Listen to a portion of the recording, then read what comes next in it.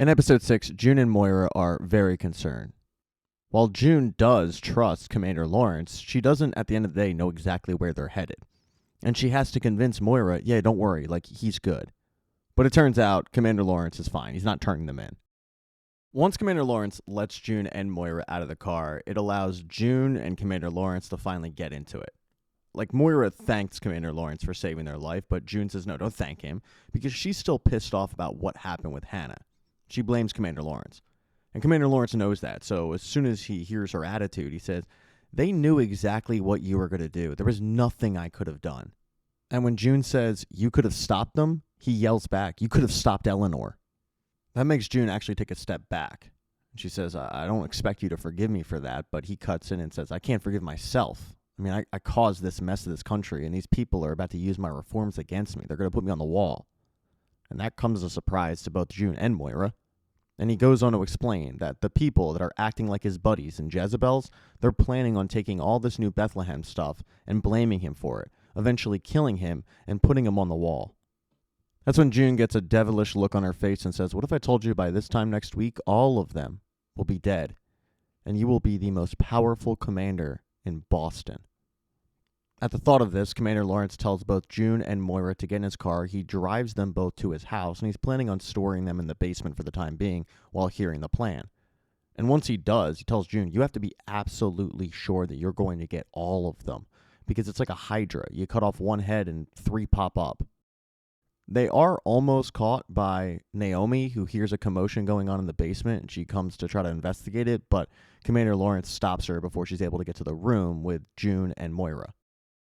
June had no idea that Naomi and Joseph were a thing now, and Joseph has to explain what happened to the old Commander Putnam. They then get back on task, and Commander Lawrence is on board with the plan because the other option is, well, the wall. But when June says, you got to get us back to Mayday, he explains, I can't just gallivant between the borders. That's fishy.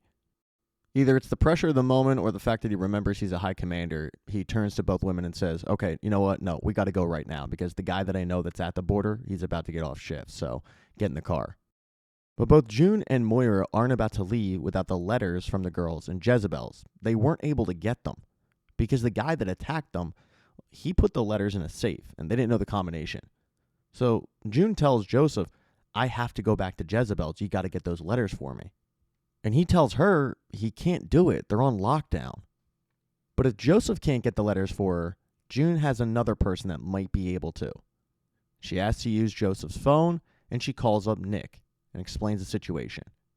And Nick is able to get the letters. But because time is running out, it's going to split up both June and Moira. Commander Lawrence is going to take Moira over the border, and June is going to go pick up the letters from Nick, and Nick is going to take her over the border at a later date.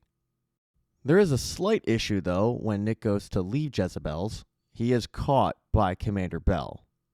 Commander Bell makes mention of the fact that he's never seen Nick in here.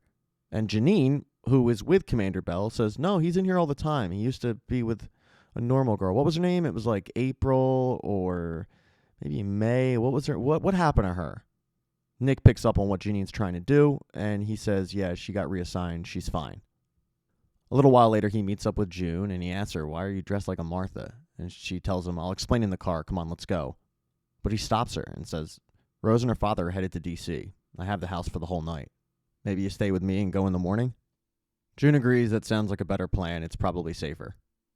Well, June and Nick drive over to his place back at Jezebel's. Janine is done with Commander Bell, and she goes to the place where all the girls get ready, and there's Aunt Lydia. Happy as can be. She baked them cookies, and she can't wait to give them the good news. That New Bethlehem, they're going to propose that these girls work in a birthing center. She feels like this will be a much better option for the girls, but Janine doesn't want her help, and they get into an argument. It basically ends with Janine telling her, if you want my help, get my daughter back, the daughter that you stole from me and gave to a commander.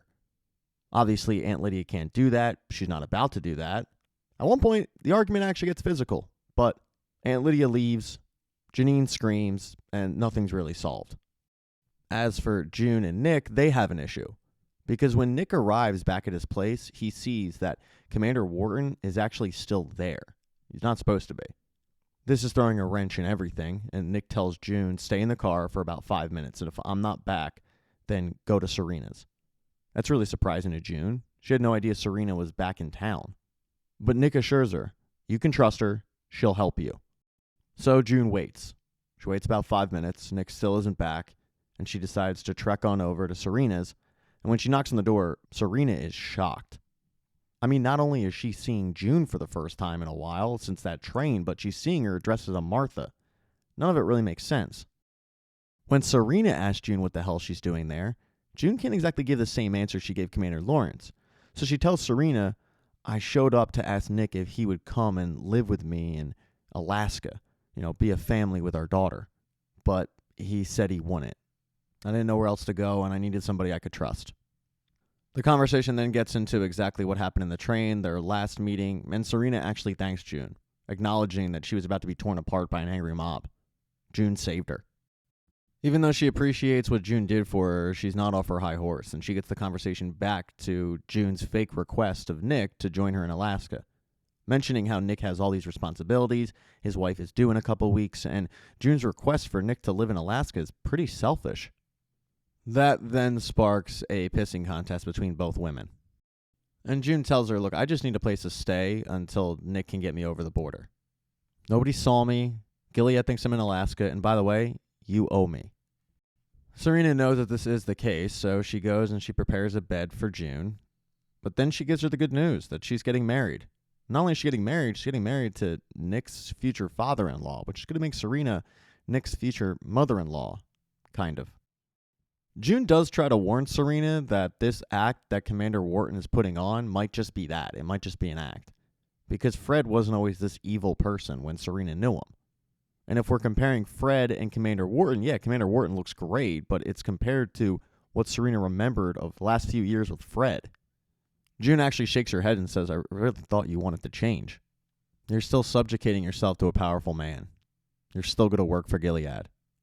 Serena points out that New Bethlehem is not Gilead, but June points out that just because women are allowed to read there doesn't mean they're free. This is just another version of Gilead that's better for Serena. Serena, who is sick of this, tells her, if you really believe that, then shooting your mouth off to the one person here who's helping you is pretty foolish. She also throws it back at June, saying, who are you to judge? I mean, you're here to cheat on your husband and break up a marriage? The argument between these two then sparks back up. June pointing out all the good things she's done for Serena, and Serena yelling, yet you can't forgive me, with June reminding her, I'm never going to be able to forgive you. It ends with neither woman finding a resolution, and they just end up going to bed. The next morning, though, there is a goodwill gesture made by Serena. She invites Rita over. She did so covertly, but she figured that June would want to talk to Rita and they'd be able to catch up. As the three women sit down, Serena actually asks Rita if she'd be willing to make the wedding cake for her upcoming wedding. But this wouldn't just be as like a Martha situation. She would be invited to the wedding. She'd be an honored guest. When Serena, though, gets up to go feed her baby, it allows June and Rita to actually talk about why June is there, i.e. Mayday. June does ask Rita, since you're here, we could use your help. But Rita gives her a look like, yeah, that ain't happening. She tells her, I'm here to protect my family.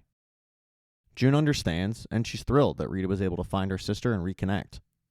Once Rita leaves, June is just kind of sitting in Serena's place waiting for Nick to show up.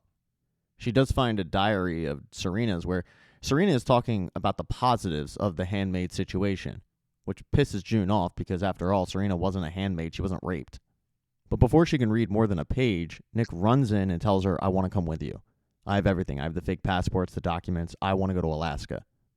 The two passionately kiss, which once again, June, stop cheating, girl. You got a husband. This isn't a throuple situation. But the little reunion is broken up when they hear a knock at the door.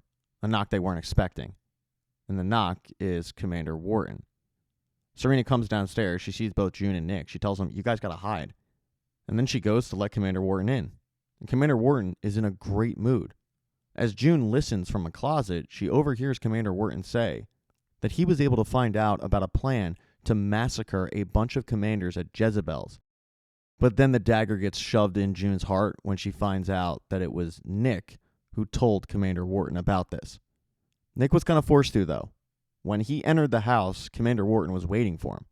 Commander Wharton had heard that he was at Jezebel's, which came as a big surprise to Commander Wharton.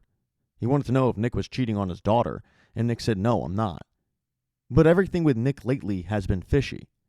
Commander Wharton knows that Nick was the last person to visit the Eye who was clinging to life, the Eye who then suddenly died. Nick also didn't have a really good excuse as to why he was in Jezebel's. So when Commander Wharton said, "You better tell me some information," Nick decided, well, I'll tell about the Mayday plan, I'll grab June, and I'll go to Alaska. But obviously, he didn't quite get away with it. Thank you so much for checking out this recap. Please consider subscribing to the channel and subscribing to my Patreon. Hit thumbs up if you liked it. Smash that thumbs down button if you thought it sucked.